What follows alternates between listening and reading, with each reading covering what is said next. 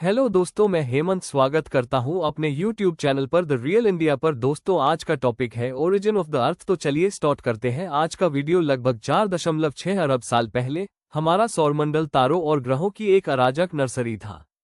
Gas और धूल के एक विशाल बादल से पृथ्वी का जन्म हुआ। लेकिन हमारी पृथ्वी अस्तित्व में कैसे आए? आइए समय की शुरुआत तक की यात्रा करें।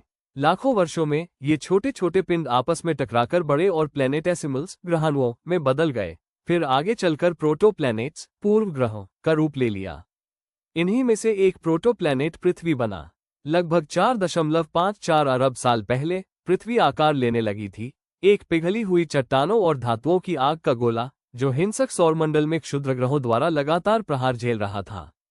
इसकी सतह एक जलते हुए मैग्मा महासागर से ढकी थी और इसका कोर गर्भ केंद्र बन रहा था, जो लोहे से भरपूर था और पृथ्वी को उसका चुंबकीय क्षेत्र दे रहा था। गुरुत्वाकर्षण ने पृथ्वी की सामग्री को छाटा। भारी धातुएं नीचे जाकर कोर में समा गईं, जबकि हल्की चट्टानें ऊपर उठकर मेंटल मिथाल बनाने लगी। लेकिन पृथ्वी की कहानी अब एक नाटकीय मोड़ लेने वाली थी। तभी प्रकट हुई थिया, मंगल के आकार की एक प्रोटोप्लैनेट।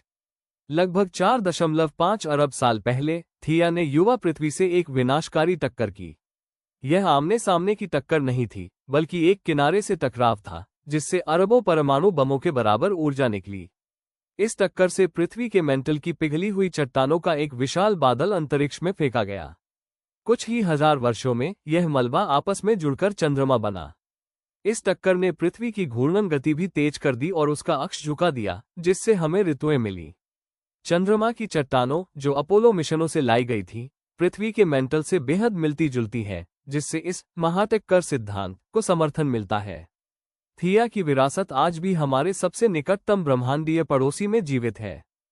जैसे पृथ्वी ठंडी हुई, उसका जलता हुआ मैग्मा जमकर एक कठोर पपड़ी में बदल गया। बादल बनने लगे और महासागर प्रकट हुए।